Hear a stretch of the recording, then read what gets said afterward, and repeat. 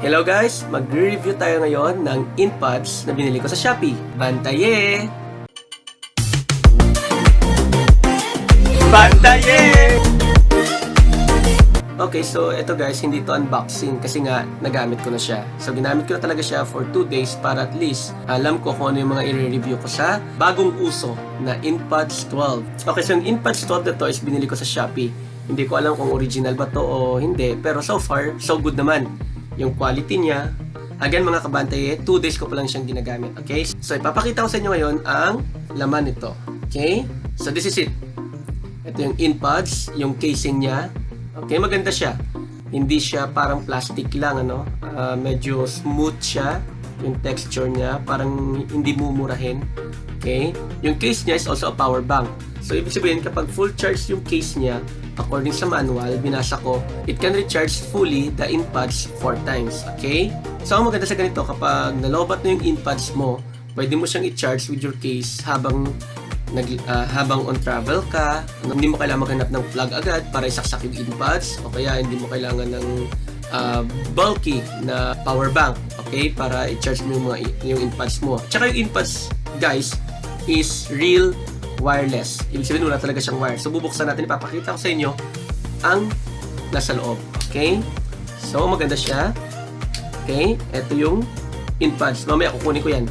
Now, kapag gusto nyo i-charge yung inPods nyo, actually, automatic na siya kapag inalis nyo yung inPods nyo sa tenga nyo at inilagay nyo siya sa case. Usually, parang napansin ko, nag-charge na siya agad. Okay? Pag napuno siya, wala na kayo makikitang lights. Pero kapag nag-charge yan, ito may button dito. Yun, may button na maliit. Kapag gusto nyo siyang i-recharge, kasi hindi nyo pa naman ginagamit, pipindutin nyo lang yung button. Yun, iilaw yan ng kulay blue. Yan. Ibig sabihin, nag-charge yan. Mamaya, mamamatay yan. Ibig sabihin, full charge na ulit yung inPods nyo. Pero, usually, kapag nilagay ko na siya, automatic nag-charge na siya on its own. Now, eto naman, pag-uusapan natin yung kanyang cable. Yung inPods na to, gumagamit siya ng lightning cable, yung parang sa iPhone, okay? So, hindi ka na malilito kung anong side yung ipapasok mo. Kahit anong side, papasok yan kasi nga lightning cable siya. Pero hindi ko alam kung fast cable ba to. Pero usually, sandali lang namang mapuno yung yung power bank, okay? Yung hindi ko lang sure, kung sabay silang nag-charge. Habang nag-charge yung power bank at nasa loob yung inPods, nag-charge din yung inPods, so hindi ako sure. Pero sure ko, yung inPods nag-charge sa loob ng case, kahit hindi nakasaksak kasi nga meron siyang sariling battery, yung case. Now, eto na. Punta na tayo sa inPods, okay? Yon, eto siya. Kapag inalis mo siya sa case, iilaw agad yung inPods. Magsisync silang dalawa or magpo-connect silang dalawa, okay? Tapos, yung inPods is real wireless. Wala talaga kayong wire na makikita sa kanya. Okay? So, alisin ko muna yung earphones ko, ha? Okay. Now, try natin ilagay sa tenga. Yun. Perfect fit siya, no? Perfect. Yun. Parang hindi madaling maalis. Yan. Hindi siya madaling naaalis. Okay? Now, isa pa. Yung inPods is sensored. So, ganito lang yan. Kapag gusto mo siyang i-on, independent yung dalawang inPods mo. So, kapag in-on mo yung isa, patay yung isa. So, kung gusto mo silang i-on na dalawa yung pipindutin mo. So, all you have to do is long press, mga 5 seconds yung dalawa. Ganun din kapag gusto mo siyang patayin. Long press mo lang din yung dalawa, mamamatay sila. Okay? So, I will hold it like this. Ayun, power on. And then, left channel, right channel. And then, kapag connected na. Kapag nag-on sila, check agad. Left channel, magsasalita yung left. And then right channel, magsasalita yung right. And then sasabihin nila, connected. Okay? So, connected na sila sa aking Android phone. Usually, yung name nung inPods na to is i2 ata. Sandali. Check ko, ha?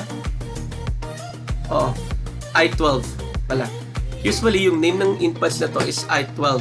Okay? So, kapag magkoconnect kayo sa kanya, or mag-prepare kayo sa kanya for the first time, i12 yung name ng Bluetooth device na ito. Now, sa mga functions naman, yung nakalagay dito sa kasi nga parang made in China siya, parang imitation ata siya, hindi siya original kasi mura lang siya, mga nasa 347 lang ata yung price. So, imitation lang yung nabili kong inPods. Pero, so far, so good pa rin. Ganun pa rin yung functions niya. Maganda pa rin naman. Now, nakalagay dito sa manual, kapag lalakasan mo is double tap. Pero usually, in reality, tinry ko hindi ganun. So, kung lalakasan mo siya, triple tap siya sa right na ear mo. Triple tap, 1, 2, 3, lalakas yung volume. Okay? Dito naman, ito naman yung magpapahina ng volume. 1, 2, 3, again, ihina siya. Pero kung sakaling bumili kayo ng inPods nyo at hindi siya gumana sa 3, try nyo yung 2 lang.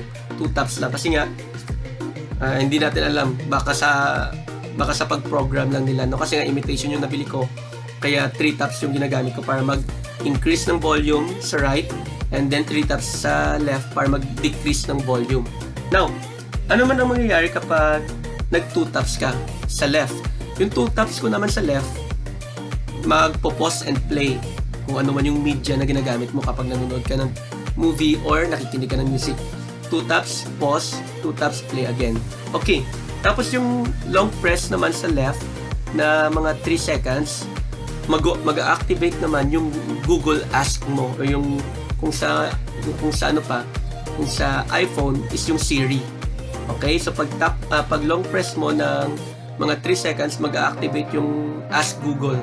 Si Okay Google. Okay? And then pwede ka magtanong kung connected ka sa internet. Now, when it comes naman sa standby time at saka sa talk time niya, so far, good naman. Okay? So nakalagay dito, actually hindi ko pa siya na-prove kasi mayat-maya ko siya tina-charge. Mayat-maya ko siya, kapag hindi ko siya ginagamit, binabalik ko sa case, nag-charge siya ulit. So nakalagay dito, yung playing music niya is 2 to 3 hours. Yung ano niya naman, yung call type niya naman is 4 hours kapag may tumatawag. And then yung standby niya is 6 hours. Pero so far, parang hindi ko talaga nagagamit yung full capacity niya kasi nga pag hindi ko na siya ginagamit, ibabalik ko na siya ulit sa case niya. And then ito-charge na siya ulit. And then hanggang sa ma-full siya. Okay? Now, ano naman yung mga cons sa paggamit ng inPods? Yung isang problem ko sa paggamit ng inPods, lalo na sensored, is napaka-sensitive niya. Okay? Parang hirap siyang gamitin kapag nakahiga ka. Okay? Kasi kapag mag-turn ka na on your side, halimbawa pag-turn ka on your left, tsaka nakadiin siya sa unan mo, after 5 seconds, mamamatay siya. Okay? So sabihin, turn off. Okay. Ganun din kapag sa right mo, turned off. Okay? So dapat kapag nanonood ka ng movie, hindi ka mag-turn sa left or sa right side mo. Okay? Kapag nakahiga ka, kailangan talaga lay flat. Kasi nga, nadedetect ng sensor yung unan or yung kama. Kaya mamamatay siya. Tsaka ganun nga, konting touch mo lang, parang pwede na siya agad mag-pause, mag-play, or kaya mag-increase ng volume or mag-next. So, hindi ko pa pala natatry kung yung ilang tap yung next. Kasi tap ako ng tap, hindi naman siya nag-switch sa next songs or sa previous songs. Parang mahirap siyang Isa yun sa mga problem ko using inPods. Parang ang hirap siyang kontrolin. Yung alam ko lang talaga kung paano mag-increase ng volume, 3 tap sa right, decrease the volume, at 3 tap sa left, and then pause and play. Okay? 2 tap, pause and play. And then, mag-on and mag-off. Okay? On, i-hold mo sila for 5 seconds, and then off, hold then for 5 seconds. Now, so far, yun lang naman yung nakita kong downside using the inPods. Okay? Kasi nga, sensitive yung sensor nila. Pero yung battery life at saka yung casing, so far, so good. Okay?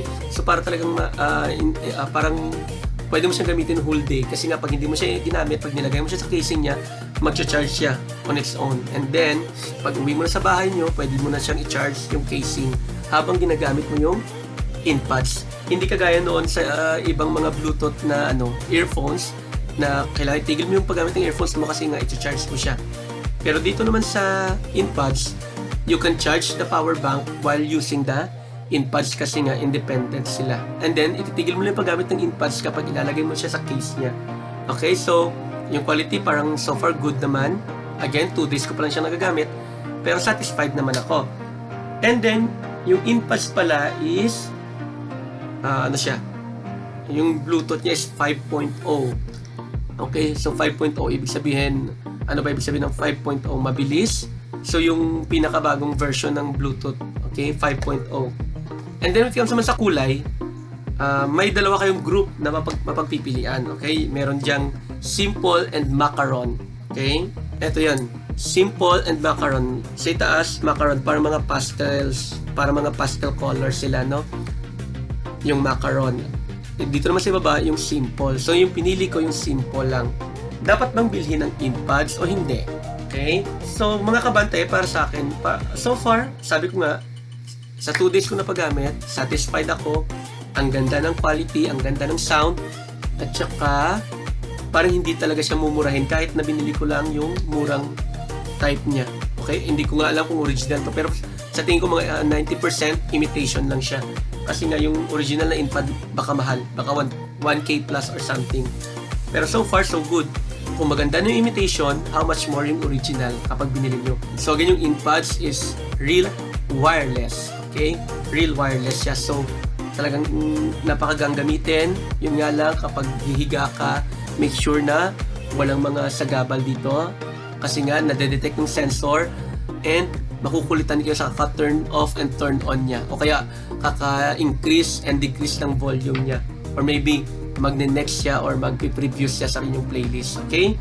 So, yun lang naman. Okay, so, ibabalik ko na siya, yung mga inPods sa loob ng case para ma-charge na siya ulit. Okay? Kasi hindi ko pa naman siya gagamitin.